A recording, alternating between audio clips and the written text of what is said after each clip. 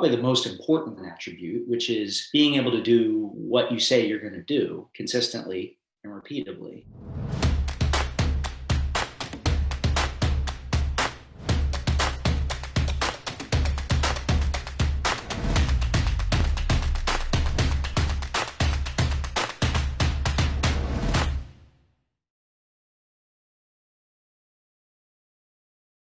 It's all about forming a team, forming a vision, and creating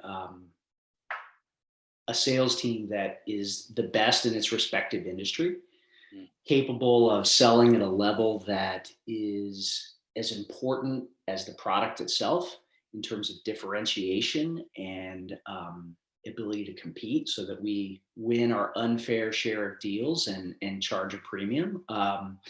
So that that means we have some bedrock principles around pipeline generation and forecasting process using MEDIC and value-based selling that are non-negotiables that allow us to achieve that sort of excellence. A lot of that is formed from my time. I grew up in technology selling in a company called PTC, which is where things like Medic came from.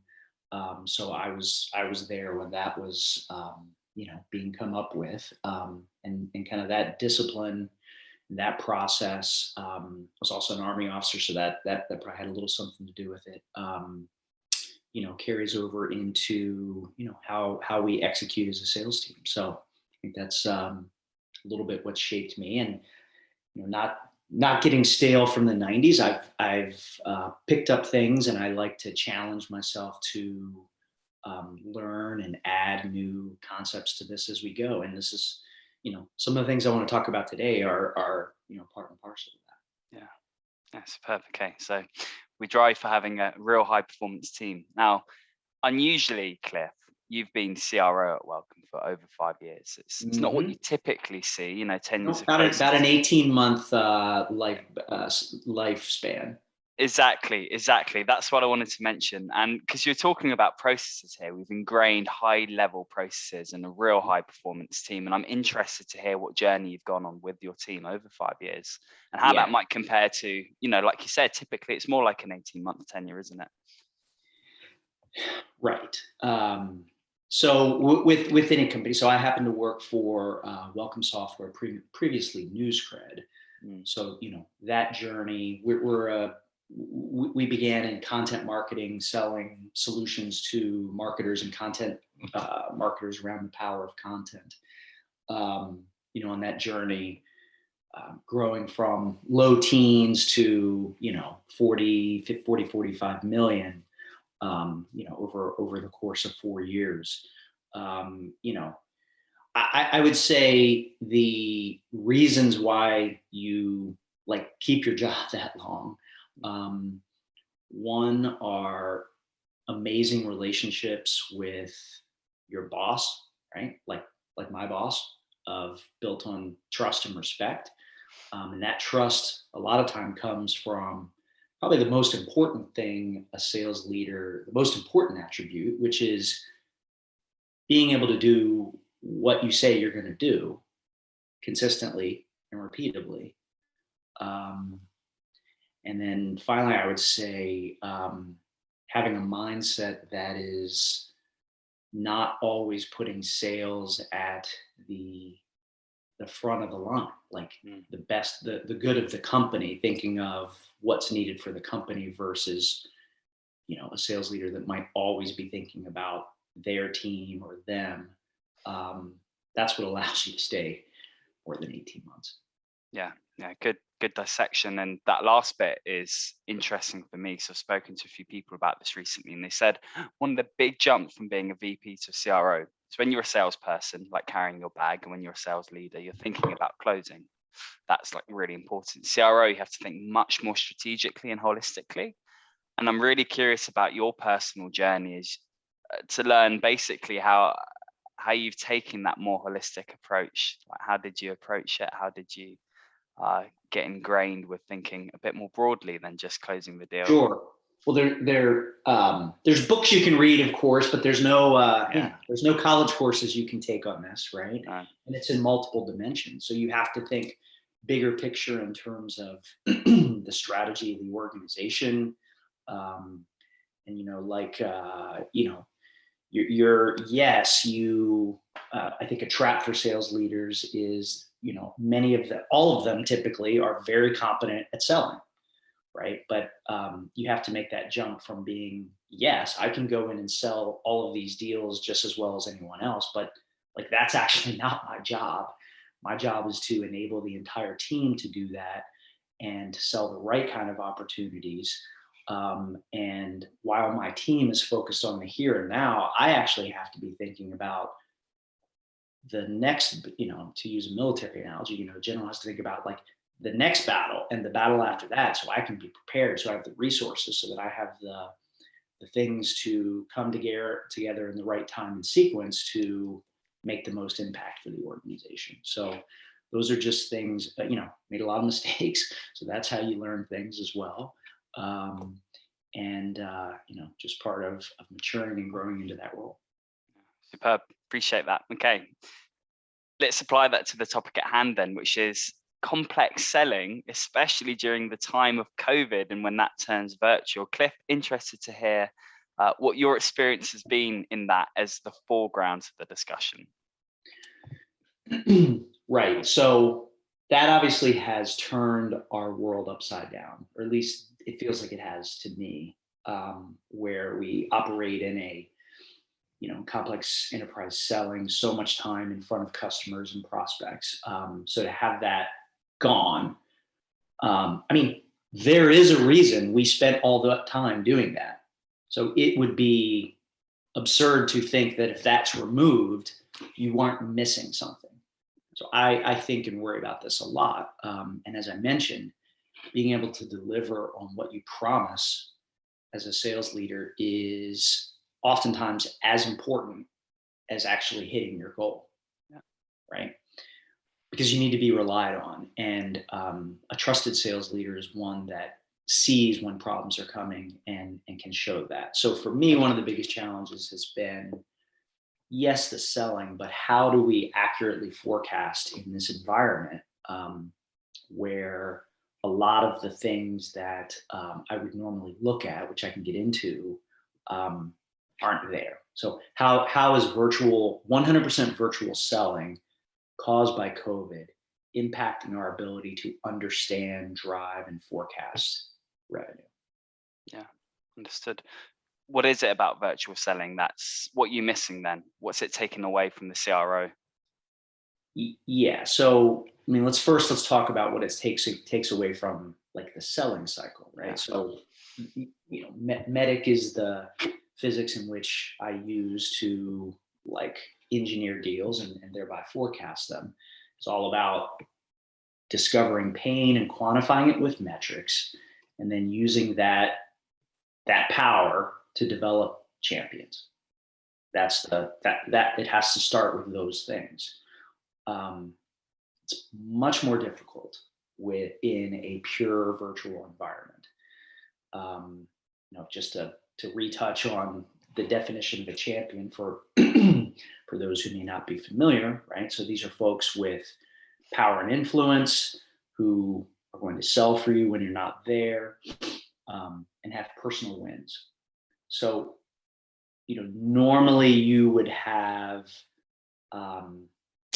coffees, you would have sidebars,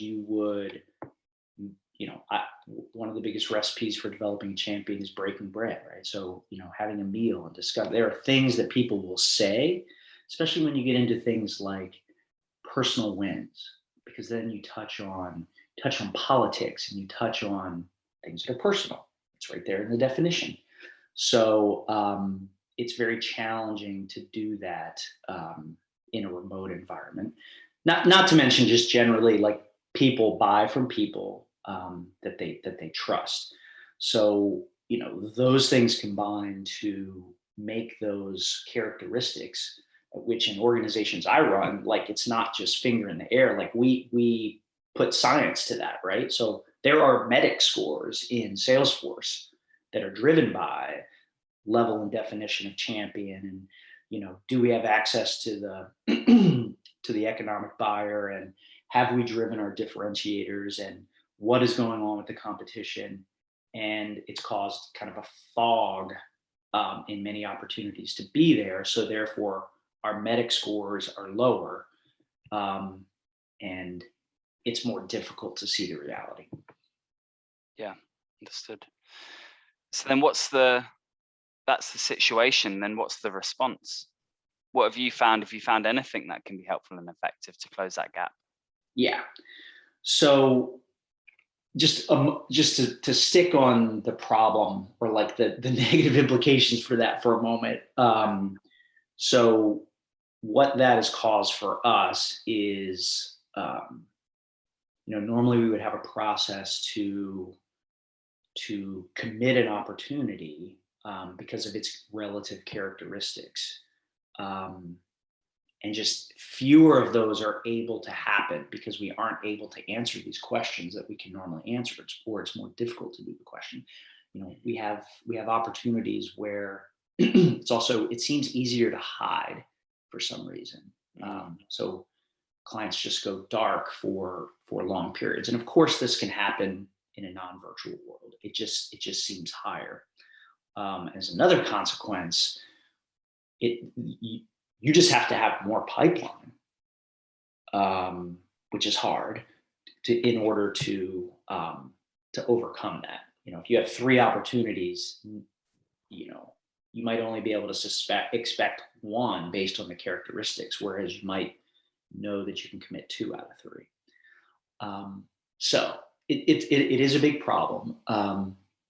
As I don't have perfect answers on the actions or the solutions, but I know some things I've done and some things that I want to continue to do. A lot of these are true before COVID, right? But working hard and making a conscious point to schedule one-on-one time with your potential champions, right? That's a big one. So how many times do we get pulled into a demo with a room full of people, right? Great. That's going to happen. You can't ask. It's tough to ask a lot of qualifying questions in those meetings. And what I'm getting ready to describe, like you should be doing anyway pre-COVID, because a lot of selling is done remote. But did you schedule the prep session with your champion? Hmm. Did you schedule multiple ones? Do you have a calendared debrief scheduled? Not just, I'm going to send an email to ask how it goes. I think that's just like a tactical best practice that you can do. Again, in that one-on-one, you might be able to ask a question you can't ask in the room, right? Like, geez, Jane had some really tough questions for me. Do you think potentially Jane is not supportive of the project? You can't ask that in a room full of people, right? And getting the answer to that question may hinge on whether, okay, how does this person answer? Are they a champion? Like who is it? Do I have enemies that are not there? So anyway, let me pause there. That's one like best practice that I would say everyone should do anyway, but certainly in this time is very necessary. Yeah, okay. We lose a lot of the art then. We lose the interpersonal relationships, the small nuances we pick up from being in rooms of people. There's opportunities to ask deep questions. 100%. Yeah. 100%. And a really interesting part of visibility in a forecast and a deal in your pipeline isn't just between the rep and their champions or their prospects. It's also between the sales leader and the rep, right? How do we really know what's going on here? How do we cut through the fluff, cut through optimism? How has that been affected by COVID at all, and how? I think somewhat. I mean, it would be common, typically pre-COVID, your more high stakes meetings were in person. Yeah. And it would be natural to have a sales leader go to those meetings. Now, typically, at least for me, I don't jump in and run those meetings. That would be weird. Yeah. I trust my salespeople; they're doing that. So, but my role in an in-person meeting like that would be to track down the champion, have a conversation with them, to track down the economic buyer while I'm there, and develop some level of rapport, over a cafeteria lunch or whatever it might be. When I think about that ability to have higher level connections, you know, callbacks to things they said or discussions we had, like a lot of that is gone. Yeah. Um, so it's trickier to insert yourself as a sales leader um, in a deal like that, unless you're basically co-selling, which I don't think you should be, but it happens. Yeah. Yeah. Interesting.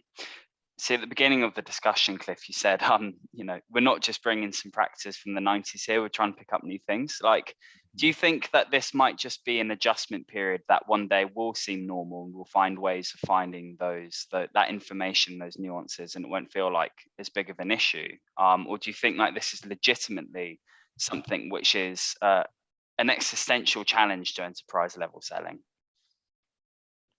I'd like to tell you, I just think it's all going back to normal, but I don't think it is. Yeah. Um, I think things are permanently altered in terms of how buying and selling occurs. To what degree, I don't know.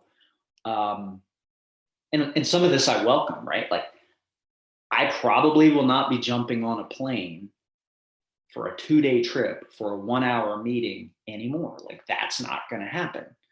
Um, However, things that are missing, more, a lot of times we'd have huge success in bringing larger groups of clients together and commingling them with our current set of prospects that are in the pipe, Yeah.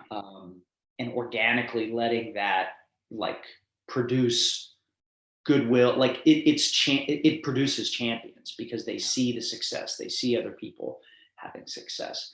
I think people are going to want to travel and participate in those kind of sessions. So I think that's that sort of organic selling is going to be critical. Um, and then we're also just naturally in a point, especially for complex enterprise sales, where there's just more stakeholders. There's more,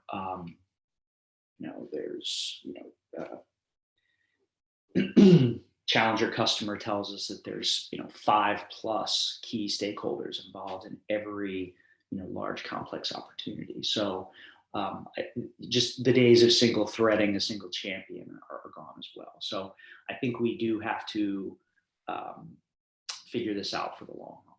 Yeah.